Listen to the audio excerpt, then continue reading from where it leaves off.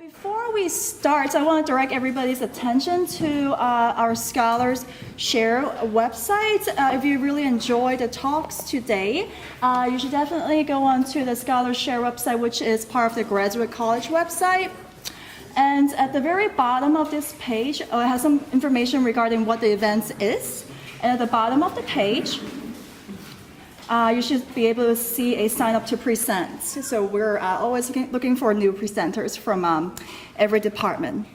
So I also want to personally thank you, Sandra, for all the effort that she has put in terms of guidance and administration. And so without further ado, I'm going to introduce Dr. Alexander Jenkins, who is our faculty moderator for this afternoon. He's an assistant professor in the Department of Communications, and he also received his PhD here from the Communication, Culture, and Media Department from Drexel University. Dr. Jenkins.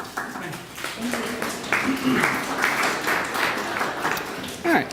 Thanks, May. Thanks, Sandra. This is a great event, and I'm really excited to be able to introduce our two speakers today. Both are doing really exciting, interesting work in games. So we'll have Jennifer Villarreal, who is going to talk to us more about digital games, and Greg Albright, who's going to speak about, do you like analog games or board games? Today it's only board games. Okay, today it's only board games. So we're going to go with board games today. So Jennifer is in the master's program in digital media at the Antoinette Westfall College of Media, Arts and Design, and her talk is Collaborative Games, Motivating Cooperative Play by Design. So let's welcome Jennifer.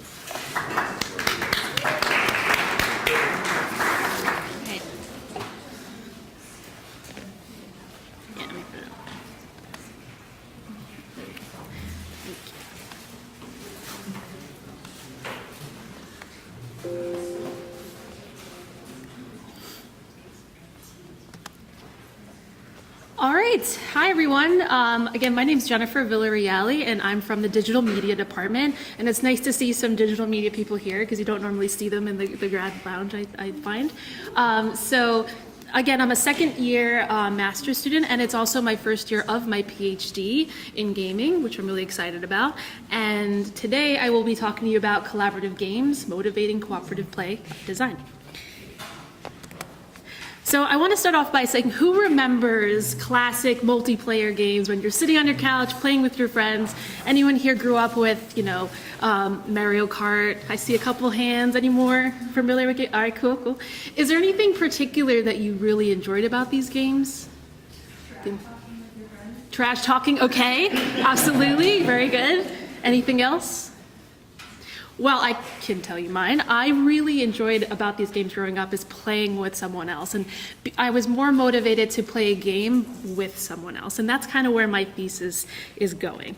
So where my research is now is I'm studying the development of cooperative play in video games. So my intent is to find out how to motivate balanced cooperative play by creating experimental mechanics and gameplay for players. And I know that's a lot of words. I'm like, what does she mean by that? Which I'll get to later. So essentially my outcome is to see which mechanics are more motivational to influence collaborative play. And also to inform my PhD later, which I hope to dive a little bit deeper into. So just to talk about some terminology, game design, it's so important because you want to design an experience, so you have to learn how to design rules and design the thing the player's playing with. It's a very important big deal. So within game design, there's many different types of structures.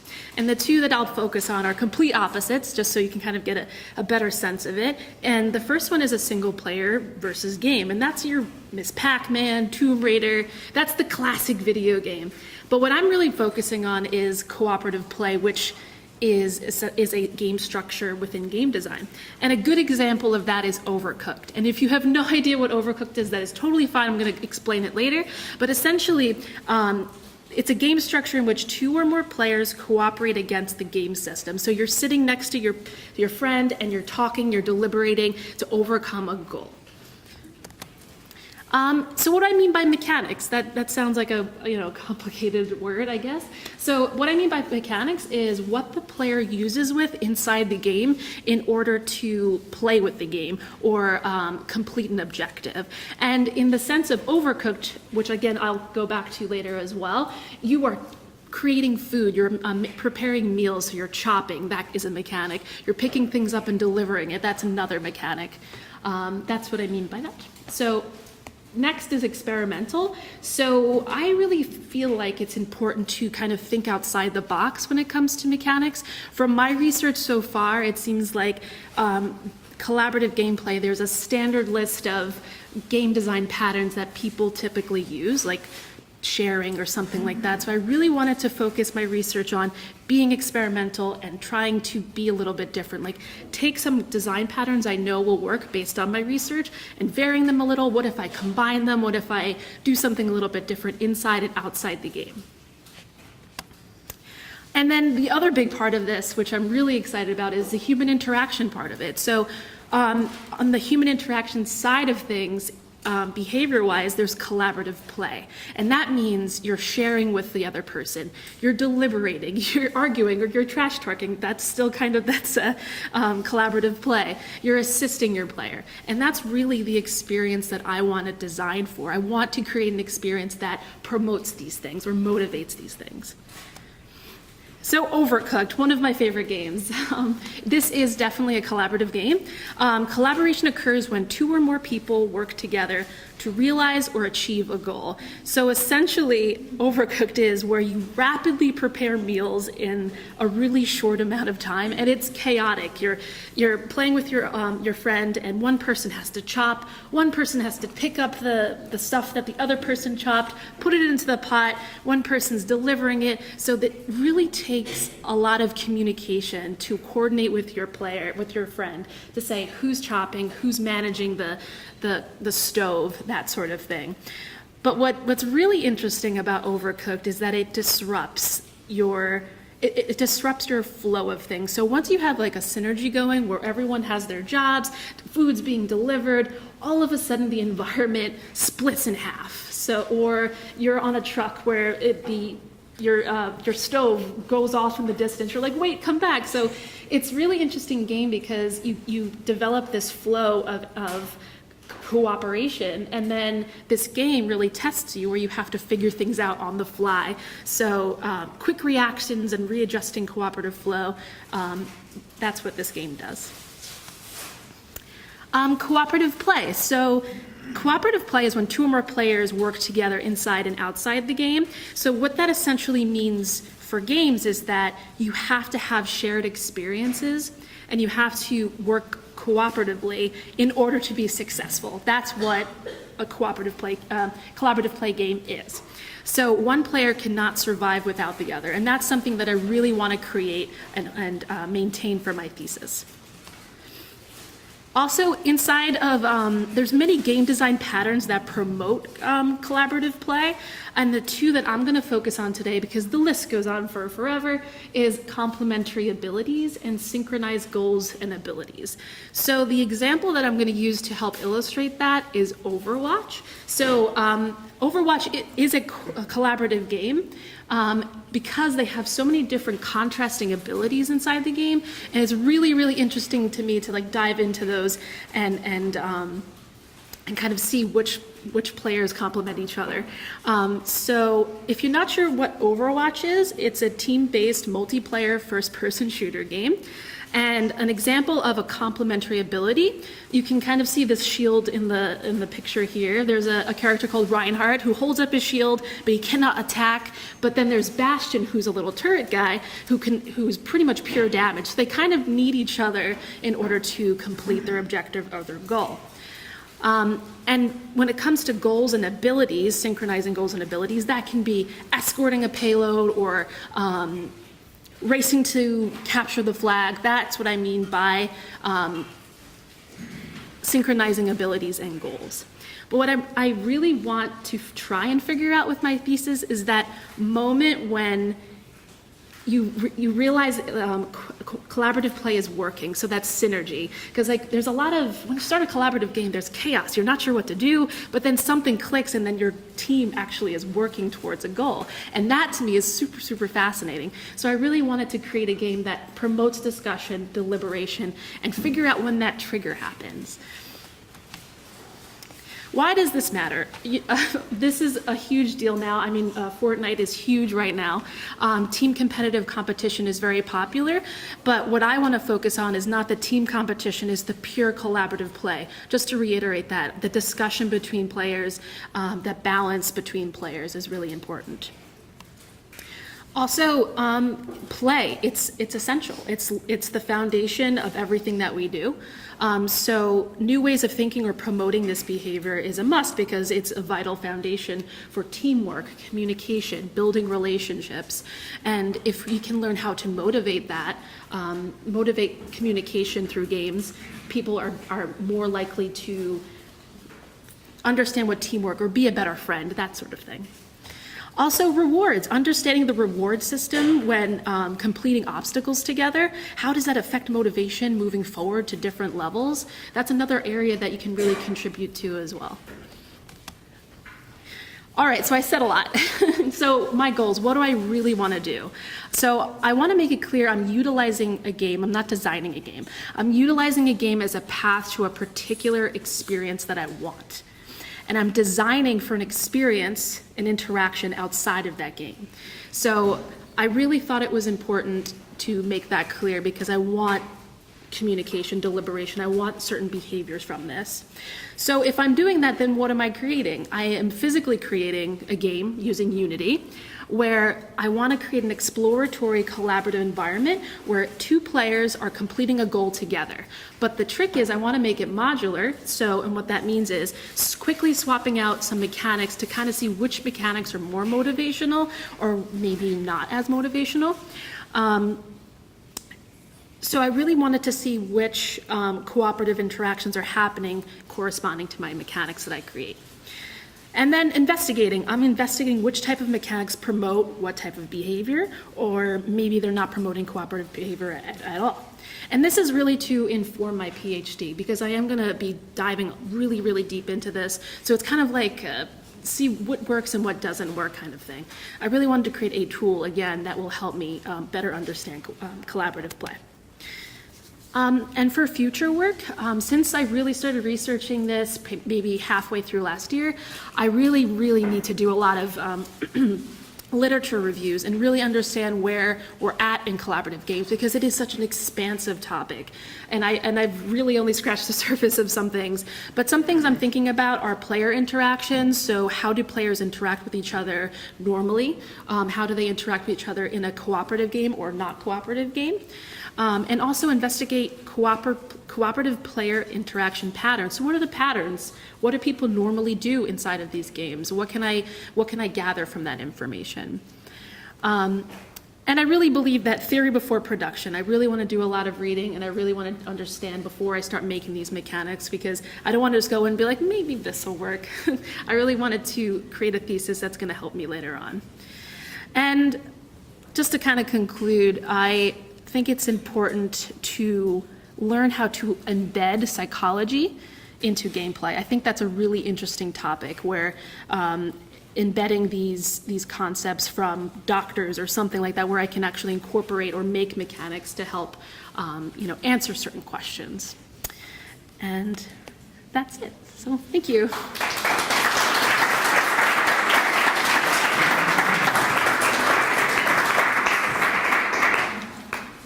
Thank you, Jennifer. So what we'll do is we will have Greg come up, and he has some interactive elements, and I think you have to bring up your PowerPoint slides here, right? Yes. Okay. We'll figure out how to do that. So I'll introduce him while he works on that. Thank you. So Greg will speak to us for about 15 minutes or so, and then after that we will have Greg and Jennifer on the hot seats up here, and you guys can ask them questions for about 15 minutes before we wrap up today. So you good? Yeah. Okay. A little further away than I want them. So Greg Albright is a PhD student in the Communication, Culture, and Media PhD program here at Drexel University. And I'll turn it over to Greg. I'm so sorry. I have access to my slides, but I don't know how to make them go over there. May, can you help me? Thank you, May. Sorry. Of course, I think if you do this. Oh, great. Cool. You can tell I don't do this often. Hello, like Alex said, I'm Greg, and I am going to talk about some non-digital games, some board games for fun and social change. Thank you to Jennifer for her awesome talk. Both the games I'm talking about are cooperative or collaborative, depending on the term, games. So, yeah, it feels great. It's a good pairing. So, oftentimes when you think of board games, you think of these sort of like, childish repasts, things to do to pass the time.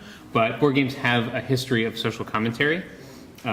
These are two of my favorite examples here from the early 1900s. Suffragetto is a sort of checkers-like game where you move suffragettes around the board and try and kick the police out of the police station while they try and take over your union hall.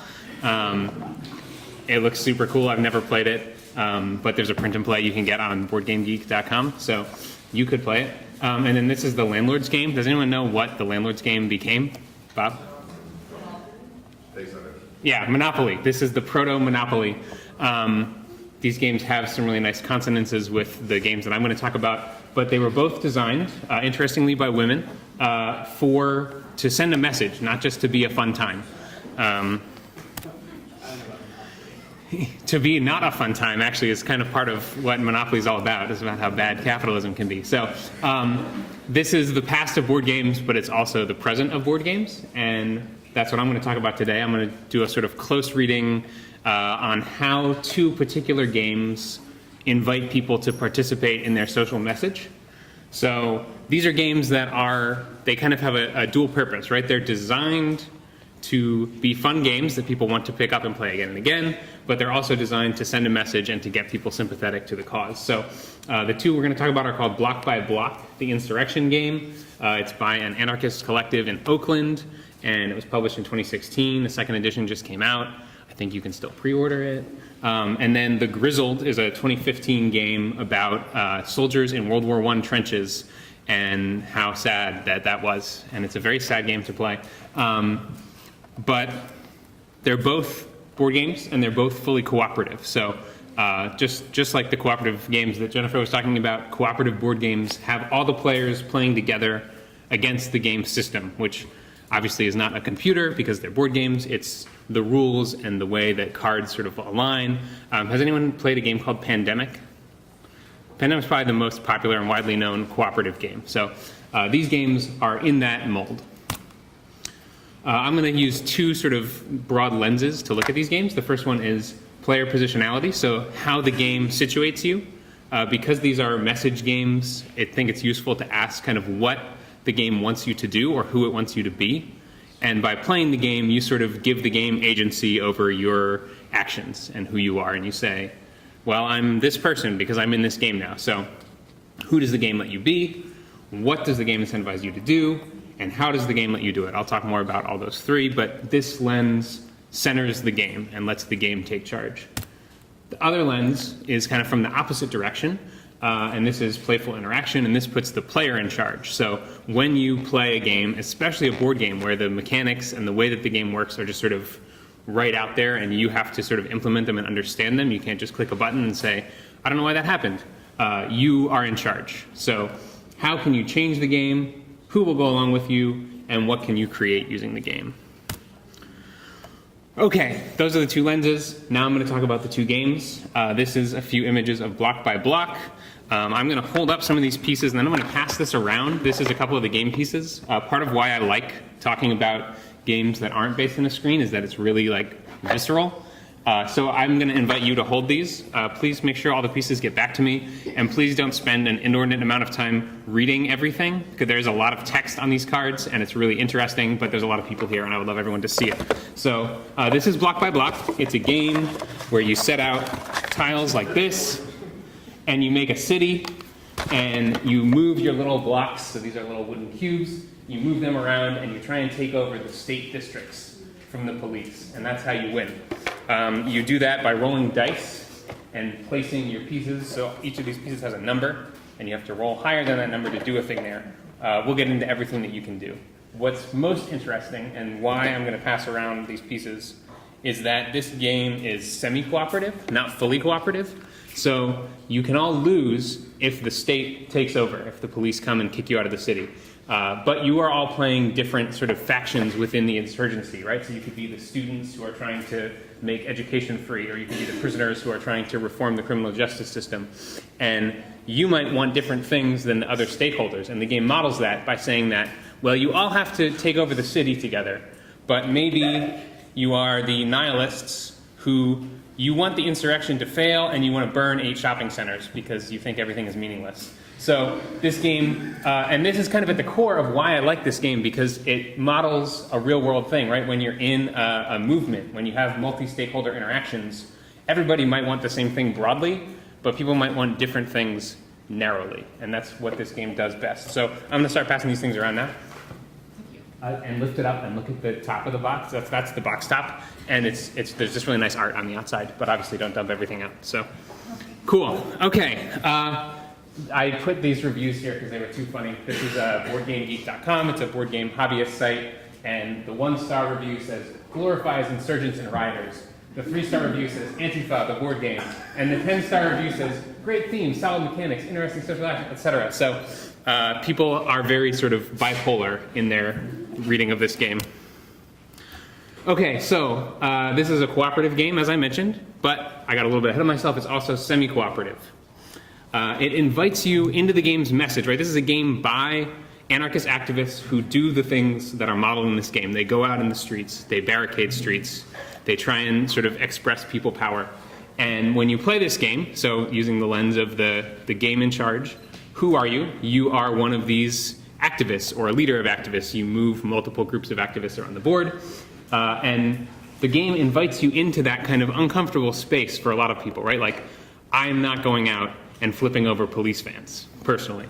But in the game, you have to do that to win. And so how the game makes that transition of a thing that I might not be comfortable doing personally to a thing that I'm comfortable doing in the game is with this really nice cartoony art. You've got these cute little wooden cubes who are anthropomorphized and they're waving anarchist flags. You've got this lovely illustration of groceries, and then, which is pretty like benign. Groceries help you like win people to your cause. And then you've got a similarly cute illustration of a Molotov cocktail that you're going to throw and light something on fire. So the game invites you to take on the perspective of the activists by making them really sympathetic and making the police, these are like actual photos of police in riot gear, and they don't make the police cute, except on that little zine there. Yeah, cartoon art for players, realistic art for the state, and it models multi-stakeholder interactions. So you play as one faction. There are multiple ways to win. As I mentioned, I read some of those cards that there are different ways to sort of complete or intentionally fail. It simulates those real-world interactions, and it connects the fictionalized cartoon actions to real-world actions. So, and this is the game's main page at Board Game Geek, 2016. It was relatively well-reviewed. That's on a scale of 1 to 10, and that's pretty decent. I gave it a good rating. Okay, so this is the kind of the breakdown by my 2 lenses. So who are you? You're an activist leader. You don't really have a person on the board like you do in, say, Monopoly, right? You run all the little cubes of your color. And so if one of them gets defeated by the police and gets kicked out, you don't lose. But if all of them do, you do. So it's kind of safe to read yourself, kind of similar to chess, right? If you lose a pawn in chess, you don't lose. But if you lose all your pieces, or if you lose the king, you're out. So you're sort of the commander of all these little pieces. So you're an activist leader. What can you do? You can move around the city, which is something that I do and is not legally dubious. You can barricade, which is, you can loot, you can occupy, and you can combat the police. So most of these actions are legally dubious. And the game sort of puts you, it exercises its agency over you, right? By saying, here are the things you can do. You can't like go to a community meeting in this game. That's over. This game is not interested in that. You're now going to barricade and you're going to occupy. How you do it is by rolling and assigning dice, and the police have a reaction die that they can roll. So it expresses some of that randomness, that these things are also kind of precarious, right? They might not work. Okay, so that's kind of what the game gives you, the template of things you can do. You can do things that are mostly illegal, and they're dubious. They might not succeed. You, as the player now, so this little slash, I should have made a better graphical division here, right? But you have control over the game. This is a board game. It's not going to shut down or crash if you try and like put a bug in the system, right? You can cheat and you can say, we're going to play it differently. Players who agree that your modification will improve the game. So if you lose, and I've done this before while playing this game, we lost and we said, oh, let's rewind 2 turns and try again, and maybe we'll win this time. And because it's a cooperative game, we all were like, yes, that's a good idea, let's do it. Because it's a semi-cooperative game, maybe in certain circumstances, that would be hard. Maybe I'm the nihilist and I want us to lose, and we're on track to lose, and I'm going to say, no, I'm not going to allow us to cheat in that way. So you have agency over the game insofar as everyone you're playing with will let you. And then fictional narratives and real-world issues engagements can arise from these changes. So you can then, once you finish this game, you can tell a story and you can say, oh man, remember when we were going to take over the airport and we failed and then we lost. I realize I'm quickly running out of time. So we're going to move on to the Grizzled, and I feel okay giving this game a little bit of short shrift because, great, cool. It'll take me longer than that. Sorry, I talk a lot. I want to invite people, if you're interested, after this talk is over, we're going to have to leave this room, but I'm going to go probably upstairs at one of those tables and play the Grizzled. So it only goes to 5, and there's a lot of you here, but if you want to play and or watch the Grizzled, we can kind of dive deep on that game. It takes about 30 minutes, and it's very sad. So this is a game about French soldiers in World War I. The slang term was les poilus. I think I'm saying that right. My French is not great. And it means like the hairy dudes, and that's who they are. They're these sort of archetype of like Frenchness in World War I. We have the game spread. So how this game works is you play these cards. These are called trials, and they represent like you're surviving in the trenches. They're not military actions. So this is not a military tactics game. This is not a game that's interested in winning or losing the war. This is a game about just like surviving the dreariness of the trenches. And so it rains a lot, and it gets dark, and there's gas masks, and the whistle is the symbol for like we all jump up and run an attack, and it makes us scared. So if you hit 3 of these symbols as you play the game, so here there's 3 rains, there's actually 4, you lose that part of the game, you lose that mission. And so the game is trying to figure out how to play out all these cards and help each other get the cards out of your hand without putting too many of the same symbol down. You win if you see the peace stub, the war has ended, not through any of your action, just because bad things happen in the world and so do good things sometimes. And you lose the game if you get to the memorial, which means you all died. So this is a game about trauma, and there are cards, these with the little lightning icon here, that are called hard knocks that represent like PTSD type symptoms. And so you just take those on to your player and they stick with you forever. One of them, this mute card, is an actual physical embodiment of trauma. Your character is mute and you're not allowed to talk for the rest of the game. It's a really cool mechanic, not to minimize the trauma of anyone who has gone mute, but like the game really is invested in saying you need to feel what these people felt.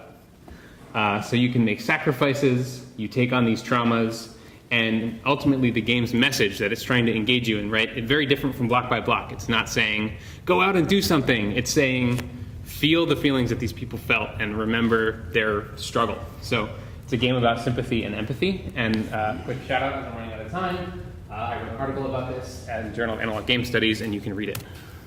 So you're a French World War I soldier. You can contribute to the mission.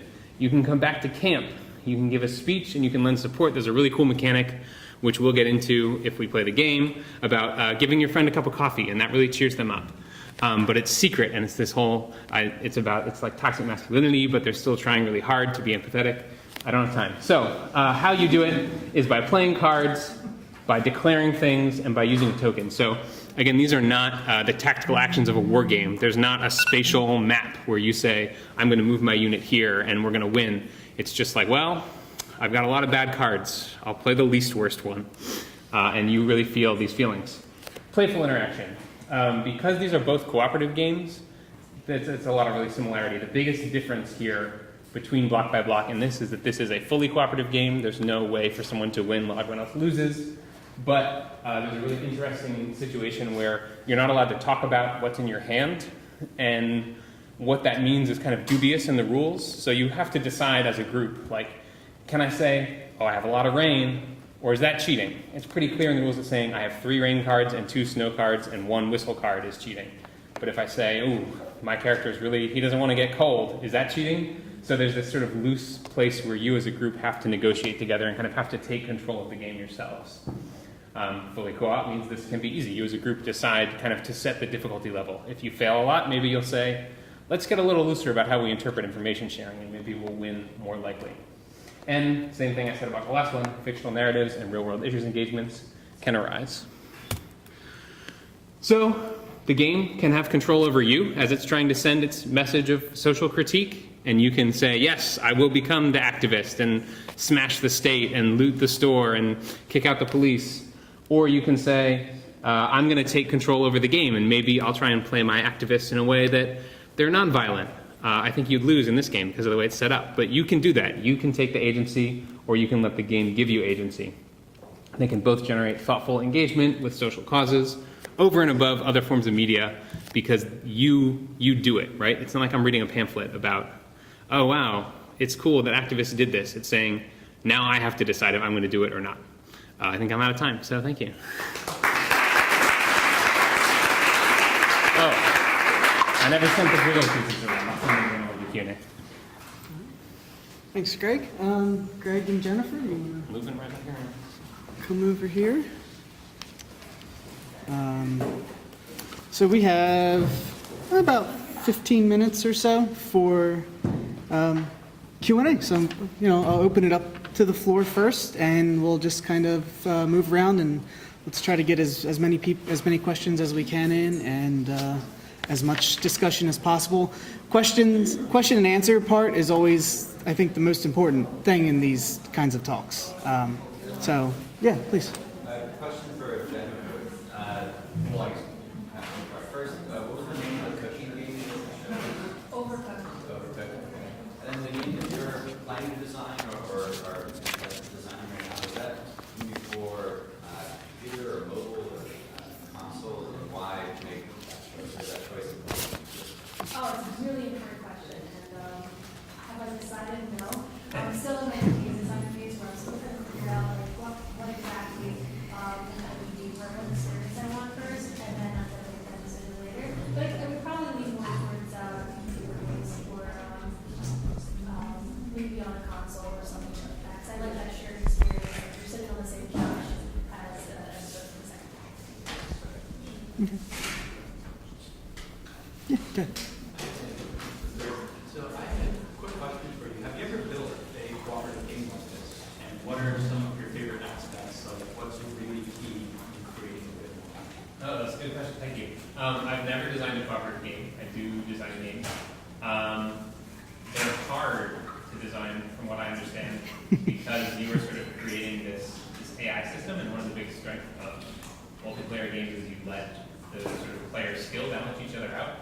I just read Greg the Sticky and Uncertainty games. He talks about this, but I'm going down a rabbit hole. So I think what's important is getting the difficulty right. If it's too hard, too early, you fail a lot. And if it's too easy, you play it once and you say, that was easy, now I'm done.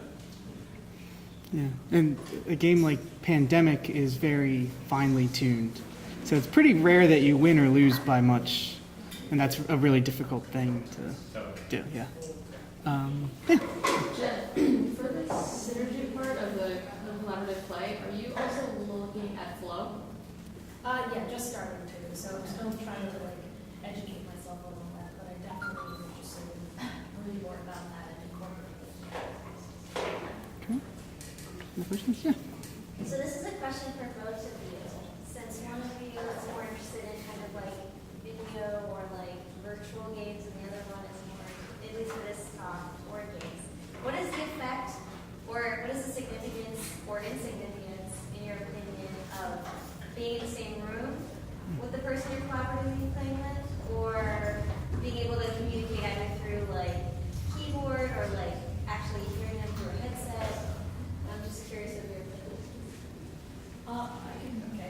I love the idea of sitting next to somebody and playing a digital game. So you can still collaborate with people on Discord or wherever else you're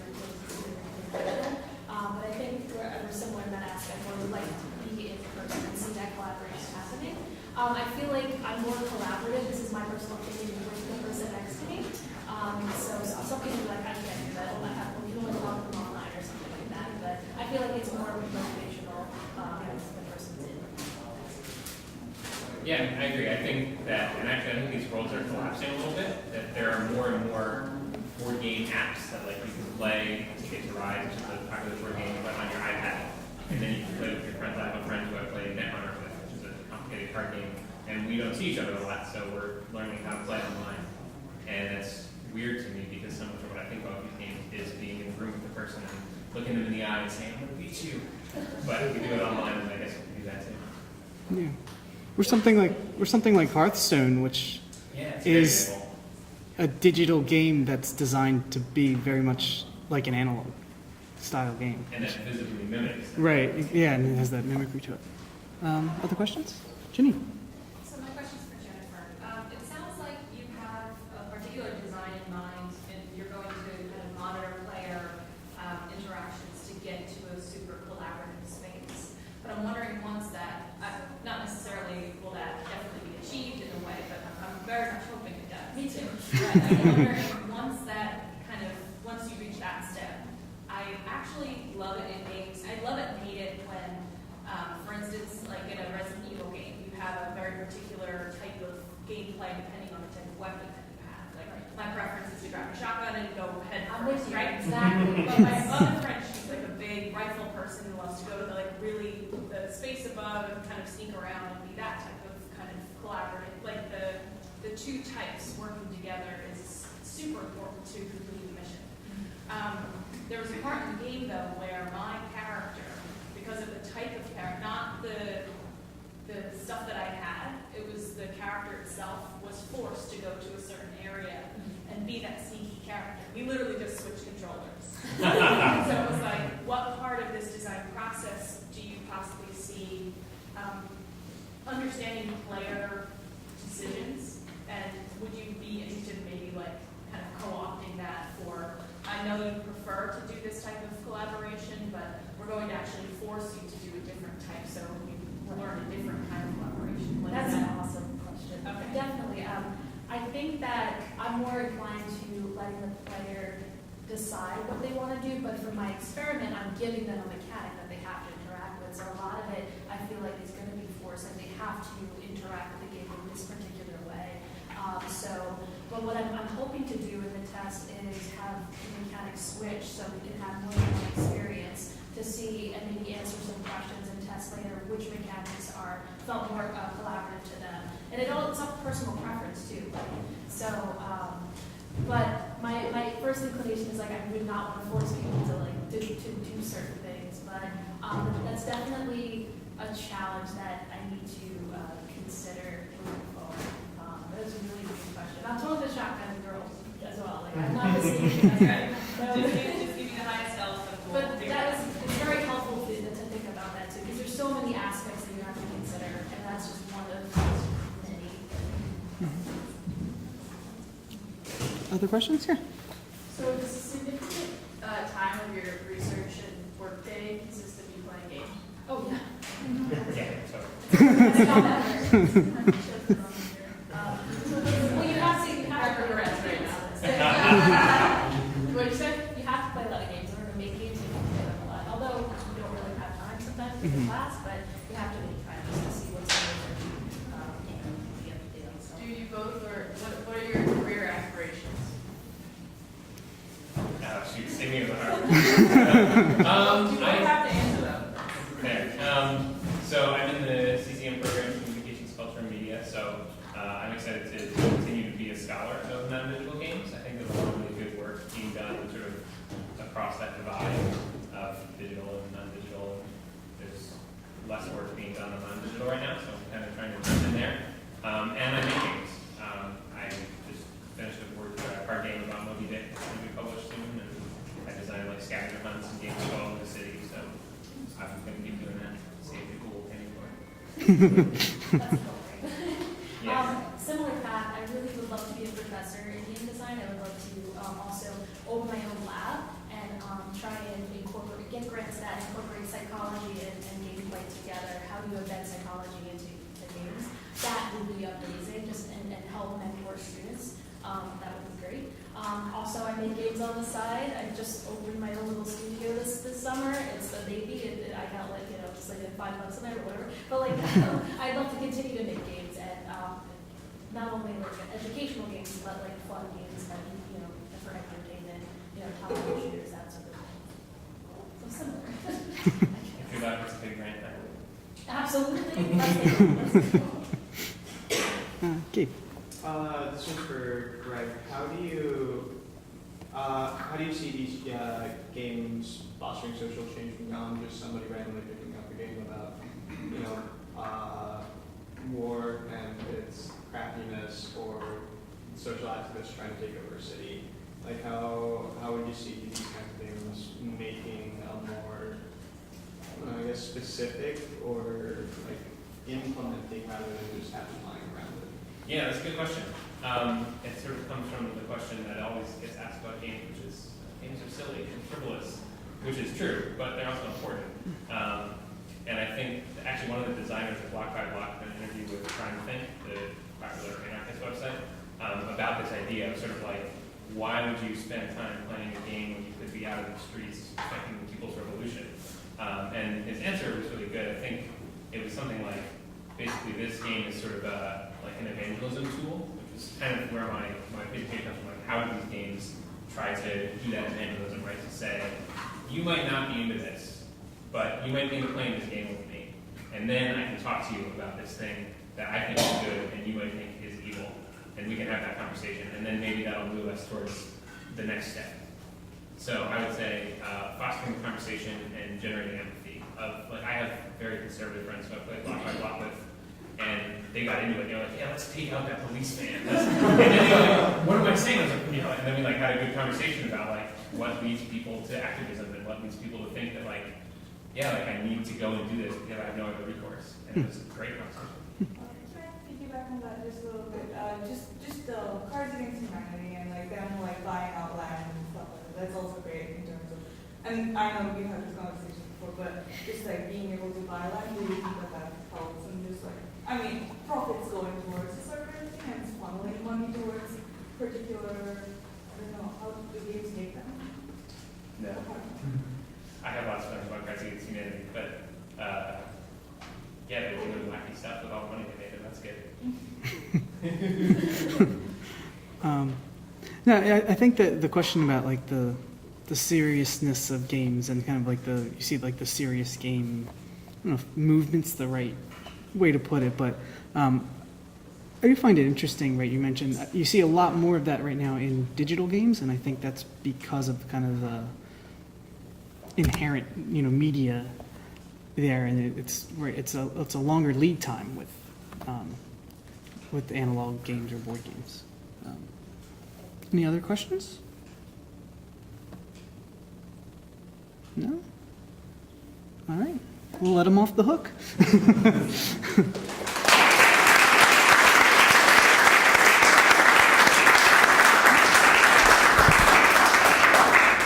So thank you everybody for coming out. Thanks Greg and Jennifer, and have a great day. Yes, I want to present wait. these certificates to our presenters. Oh, sweet, thank you. Thank you. Yeah, totally. And before everybody leaves, I want to let everybody know that the next Scholars Share event will be on Tuesday, October 30th on the Center City campus. So hopefully I'll see everybody soon. Yeah. Thanks.